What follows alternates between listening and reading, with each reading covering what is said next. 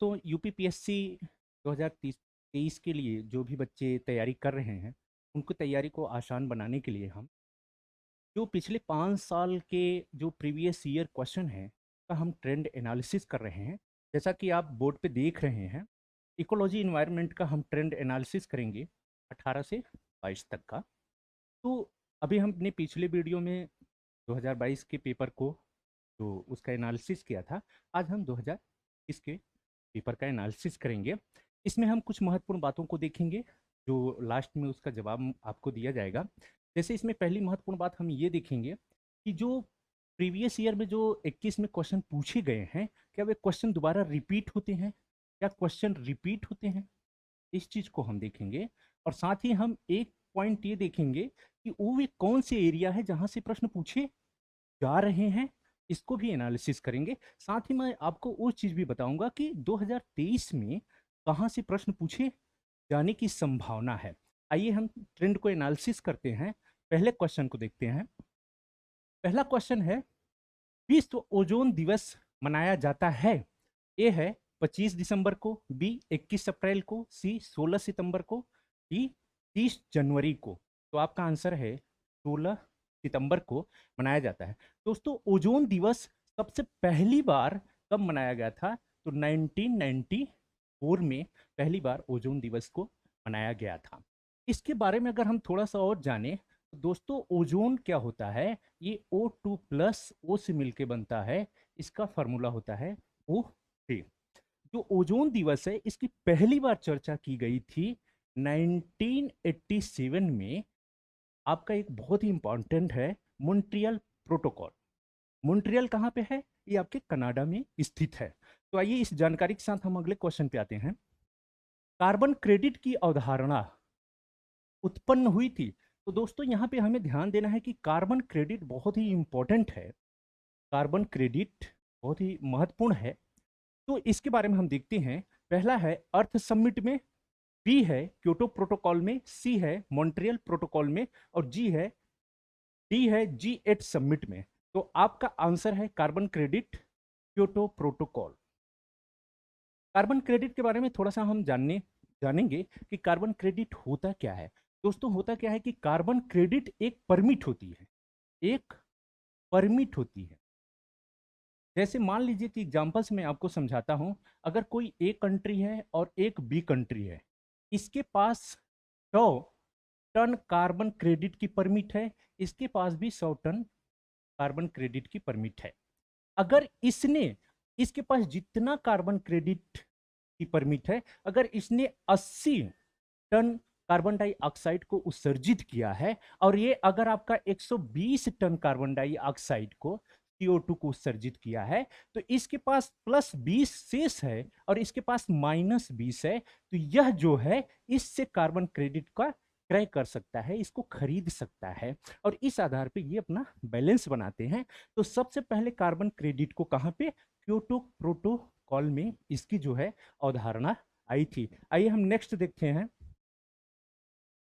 नीचे कथन ए और कारण दिया गया है। कथन ए है कि पारिस्थितिकी तंत्र इकोसिस्टम के विविध अवयव आपस में एक दूसरे पे निर्भर नहीं है। बहुत ध्यान देने की बात है, ये आपस में एक दूसरे पे निर्भर नहीं है। कारण है कि मानव क्रियाओं से वातावरण प्रभावित होता है। तो ये तो सही है, लेकिन ये गलत है। थोड़ा सा हम इकोसिस्टम को समझेंगे। एक कंसेप्ट बेस्ड क्वेश्चन है, ये आपके आईएएस में भी पूछे जाते हैं इस तरह के क्वेश्चन। तो जैसे मान लीजिए कि कोई एरिया है जहाँ पे पेड़ पौधे भी हैं, जीव जंतु भी हैं, ठीक है, जल है, बहुत सारी बातें हैं। तो ये आपस में एक दूसरे के साथ इंटरेक्शन करते हैं, लिंक करते हैं, एक दूसरे को प्रभावित करते हैं। जैसा कि अगर हम बात करें मनुष्य की, तो सबसे ज्यादा पर्यावरण को कौन प्रभावित करता है? इंसान कर रहा है। तो ये तो सही है, परंतु ये कह रहे हैं कि ये आपस में एक दूसरे पे डिपेंड नहीं है। ये गलत है, क्योंकि हर जीव जंतु एक दूसरे पे निर्भर है, हर पेड़ पौधे एक दूसरे पे आश्रित है। तो ये पहला स्टेटमेंट आपका गलत है। तो आंसर देखते हैं, इसमें आर सही है परंतु ए गलत है। आइए अगले क्वेश्चन को देखते हैं, उसके ट्रेंड को एनालिसिस करते हैं। 2050 के लिए नेट जीरो, बहुत ध्यान से समझना है, 2050 के लिए नेट जीरो लक्ष्य के संदर्भ में निम्नलिखित कथनों पे विचार करें या कौन से कथन सही हैं। आपके सामने दो महत्वपूर्ण कथन दिए गए हैं। पहला कथन कहता है कि इसका अभिप्राय है कि देश को 2050 तक उसके उत्सर्जन को शून्य तक नीचे लाना होगा। दूसरा कथन है, इसका अभिप्राय है कि किसी देश के उत्सर्जन की क्षतिपूर्ति वातावरण से ग्रीन हाउस गैसों का निराकरण तथा अवशोषण से होगा। तो यहाँ पे बहुत ही ध्यान देने की बात है। तो साथियों यहाँ पे देखिए कि ये जो नेट जीरो टारगेट है, इसके बारे में हम अगर कंसेप्ट जानते हैं तभी हम इस प्रश्न को कर सकते हैं, वरना नहीं कर सकते। तो नेट जीरो लक्ष्य 2015 क्या होता है? तो आपने बहुत पहले देखा होगा, एक कॉप 21 हुआ था। कब हुआ था ये? 2015 में हुआ था। इसको पेरिस सम्मेलन भी कहा जाता है। इसी पेरिस सम्मेलन में ये तय किया गया था कि हम जो टेम्परेचर तेजी से इन्वायरमेंट का बढ़ रहा है, उसको हम 1.5 डिग्री से ज्यादा नहीं बढ़ने दें, यहां तक निर्धारित किया गया था। इसी संदर्भ में ये नेट जीरो लक्ष्य लाया गया।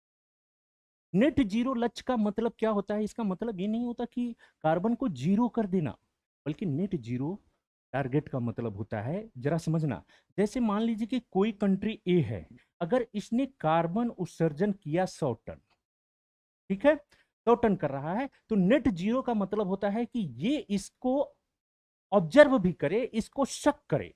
अगर ये 100 टन उत्सर्जित करता है और अगर ये 100 टन शक कर लेता है, तो ये कितना हो गया? जीरो हो गया। इसी को क्या कहा जाता है? नेट जीरो लक्ष्य कहा जाता है। आपसे मैं एक प्रश्न पूछता हूं, क्या आपको पता है कि भारत का नेट जीरो टारगेट क्या है? तो 2070 तक भारत ने नेट जीरो टारगेट रखा है। अगर हम आपसे एक सवाल पूछे कि वर्तमान में कौन सी ऐसी कंट्री है जहां पे जो कार्बन उत्सर्जन है वो निगेटिव है, तो आपका जवाब होना चाहिए वो भूटान है। भूटान में जो कार्बन उत्सर्जन है वो निगेटिव है। इसी व्याख्या के साथ आइए हम अगले क्वेश्चन के ट्रेंड एनालिसिस करते हैं। इसको देखिए, बहुत ही ध्यान से पढ़ना है। फ्लाई एश जो पोल्यूटेंट है वो क्या होता है? तो अगर हम फ्लाई एश को समझ लेते हैं तो इसका आंसर बड़े आराम से आप दे सकते हो। जैसे समझना, फ्लाई एश क्या होता है? ये एक राख होती है। फ्लाई एश क्या होता है? राख होती है। इसका उत्सर्जन कहाँ से होता है? हमेशा कंसेप्ट याद रखना, कोयले से इसका संबंध है। कोयला, कोयला क्या होता है? जैसे जब कोयले से इसका संबंध है, तो आपने देखा होगा कि जो थर्मल पावर होता है उसमें किसका इस्तेमाल होता है? कोयले का इस्तेमाल होता है। तो यहाँ कोई थर्मल पावर दिख रहा है तो आपको दिखेगा। तेल शोधन गलत, उर्वरक गलत, ताप विद्युत संयंत्र आंसर सही। आइए नेक्स्ट क्वेश्चन को देखते हैं। वायुमंडल में प्रकाश के प्रसार का क्या कारण है? बहुत ध्यान देना है, प्रकाश के प्रसार की बात कर रहा है। इसकी वजह पूछ रहा है कि वो कौन सी रीजन है जिसके कारण ऐसा होता है। तो आपके पास जो विकल्प है, ए है कार्बन डाइऑक्साइड, बी है धूल के कण, सी है हीलियम और डी है जल वाष्प। ये आपका आंसर हो गया, धूल का कण। थोड़ा सा कंसेप्ट को समझेंगे। जो डस्ट पार्टिकल होते हैं, होता क्या है कि इसमें जो डस्ट पार्टिकल होते हैं, जब उस पर प्रकाश की रेज पड़ती हैं तो उसको जो है फ्रैक्शन करता है, फैलाता है, जिसके कारण से ये सारी चीजें होती हैं। जैसे इसका एक एग्जांपल मैं आपको दूं, आपने देखा होगा कि जब सूर्योदय है या सूर्यास्त है तो आकाश में जो लालिमा छाती है वो क्या है? वो प्रकाश का प्रसार ही होता है। और वो किस कारण से होता है? इस कारण से होता है, इसीलिए ऐसा होता है। या आप यूं कह लीजिए कि यही डस्ट पार्टिकल हैं जिसके कारण से आपका जो आसमान है वो नीला दिखाई देता है। तो आइए इसके अलावा हम अगले क्वेश्चन पे चलते हैं। अगला है, सूची 1 को सूची 2 से सुमिलित करें। पहला है सिमलीपाल। सिमलीपाल कहाँ है दोस्तों? उड़ीसा में है। पंचमढ़ी कहाँ है? मध्य प्रदेश में है। नंदा देवी कहाँ है? उत्तराखंड में है। नोकरेक कहाँ है? मेघालय। मेघालय में एक खासी है, आपने गारो खासी जयंतिया पर्वत को पढ़ा होगा, उसमें खासी में ये नोकरेक है। अगर हम इसकी बात करें तो दोस्तों, अक्सर जो होता है इसके डेट को भी मिलाने के लिए पूछता है। नंदा देवी कहाँ पे कब है? 1988। 1988। अगर हम पंचमढ़ी की बात करें कि पंचमढ़ी की स्थापना कब हुई थी, तो पंचमढ़ी इधर लिखते हैं, आपको आसानी होगी। नोकरेक 1988, नंदा देवी 1988, पंचमढ़ी 1999, सिमलीपाल 1994 में इसकी स्थापना हुई। ठीक, अब थोड़ा इसको भी याद रखना। अगला क्वेश्चन देखते हैं। एक अनवीकृत ऊर्जा की बात की जा रही है, मतलब दो तरह से ऊर्जा होती है, एक नवीकरणीय एक अनवीकरणीय। एक रिन्यूएबल एनर्जी होती है, एक नॉन होती है। तो आइए हम जो अनवीकृत ऊर्जा है, जैसे इसके बहुत सारे एग्जाम्पल हैं, मैं आपको और बताता हूं, इसमें देख लेते हैं। पहला है सौर ऊर्जा, बी पेट्रोलियम, सी वायु ऊर्जा और डी बायोगैस। तो इसका जो आंसर होगा वो आंसर होगा पेट्रोलियम। बाकी ये जो तीनों हैं ये आपके कैसे हैं, ये नवीकरणीय होते हैं। इसका मतलब होता है कि जैसे जो पेट्रोलियम है बहुत लंबे समय पे जिन चीजों का निर्माण हो, जिस एनर्जी के निर्माण में बहुत लंबा समय लग जाए, कई हजारों साल लाखों साल लग जाए, तो उसको हम अनवीकरणीय ऊर्जा में रखते हैं। और बाकी जैसे आपका सौर ऊर्जा है, वायु ऊर्जा है, बायोगैस है, सब नवीकरणीय है। आइए नेक्स्ट क्वेश्चन को देखते हैं। रिंगेलमैन स्केल, बहुत ही ध्यान से देखना क्योंकि क्वेश्चन रिपीट हो सकता है आपके 2023 में। रिंगेलमैन स्केल का प्रयोग निम्नलिखित में से किसके घनत्व मापन में होता है? आपके पास जो विकल्प हैं, ए धुआं, बी प्रदूषित जल, सी कोहरा और डी ध्वनि। तो आपका आंसर होगा धुआं। ये जो धुआं है उसकी डेंसिटी नापने के लिए हम किसका प्रयोग करते हैं? रिंगेलमैन स्केल का प्रयोग करते हैं। इसके साथ ही आपको कुछ चीजों को और ध्यान में रखना है। जैसे हम ओजोन का किससे मापते हैं? आप ओजोन परत को किससे मापते हैं? इसकी इकाई होती है डाप्सन। ये क्या होती है? डाप्सन होती है, ध्यान देना है। भूकंप को आप किससे मापते हो? भूकंप को, तो भूकंप को आप मापते हो रिक्टर से, रिक्टर स्केल से, राइट। क्या आपको पता है कि आप चक्रवात को किससे मापते हो? आइए देखते हैं हम साइक्लोन को, चक्रवात को। तो चक्रवात को हम टी स्केल से मापते हैं। किससे? टी स्केल से। आइए नेक्स्ट क्वेश्चन को देखते हैं। निम्नलिखित में से किस वर्ष भारत सरकार द्वारा पर्यावरण संरक्षण अधिनियम पारित किया गया? एक क्वेश्चन 2022 में पूछा गया था, 2021 में भी पूछा गया है, लगातार रिपीट हुआ है। तो इस तरह से क्वेश्चन रिपीट भी होते हैं, तो आपको ध्यान रखना है।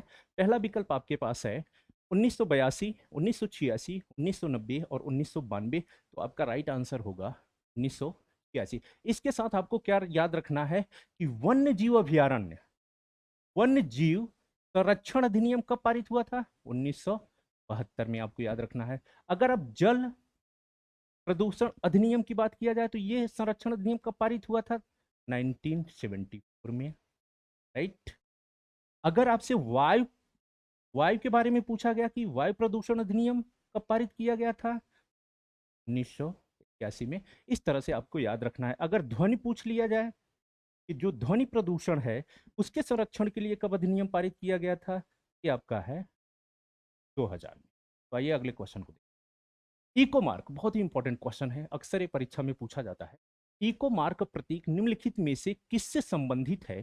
पहला विकल्प है आपके पास सर्वोच्च गुणवत्ता की सामग्री से, पर्यावरण के लिए सुरक्षित सामग्री से, निर्यातित सामग्री से, आयातित सामग्री से।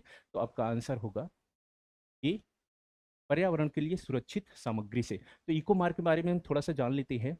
भारत सरकार द्वारा 1991 में पहली बार इको मार्क योजना लाई गई थी, जिसमें ये पर्यावरण फ्रेंडली जो आपके प्रोडक्ट हैं उसके लिए लाया गया था कि अगर किसी भी प्रोडक्ट पे ये इको मार्क लगा हुआ है, इसका मतलब है कि वो वातावरण पर्यावरण के अनुकूल है, वो आपके इन्वायरमेंट के लिए बहुत ही अच्छा है। थोड़ा सा ही ध्यान देना, इसका एक प्रतीक क्या चिन्ह होता है? इसका होता है बहुत ही अच्छा, इसका चिन्ह है ये जो मिट्टी का घड़ा होता है, ये इको मार्क का सिंबल है। आइए अगले क्वेश्चन को देखते हैं। राष्ट्रीय आपदा प्रबंधन का जो पदेन अध्यक्ष चेयरमैन है वो कौन होता है? प्रधानमंत्री, राष्ट्रपति, गृह मंत्री या सचिव? तो जो राष्ट्रीय आपदा प्रबंधन है इसका होता है प्रधानमंत्री। नेशनल डिजास्टर मैनेजमेंट अथॉरिटी जो है उसका जो चेयरमैन कौन होता है? वो प्रधानमंत्री होता है। इससे संबंधित एक्ट कब बना था? तो 2005 में। तो दोस्तों आइए, एक आपका क्वेश्चन 2021 का समाप्त हुआ। तो हमने जो आपसे प्रॉमिस किया था कि क्या क्वेश्चन रिपीट होते हैं, बिल्कुल रिपीट होते हैं। किस एरिया से क्वेश्चन पूछे जाते हैं, तो मैं आपको एरिया थोड़ा सा बता दूं। जहां जैसे जो सबसे ज्यादा क्वेश्चन पूछे जाते हैं इकोलॉजी इन्वायरमेंट में, वो चैप्टर है पोल्यूशन, दूसरा चैप्टर है क्लाइमेट, तीसरा, आपको हमेशा एक क्वेश्चन मिलता है, चाहे वो नेशनल पार्क हो या वन्य जीव अभयारण्य हो या आपके जो जैव मंडल क्षेत्र हो, वहां से प्रश्न बनता है। इसी क्रम में हम अगले नेक्स्ट वीडियो में आपसे मिलेंगे 2020 के क्वेश्चन के ट्रेंड के साथ। तब तक के लिए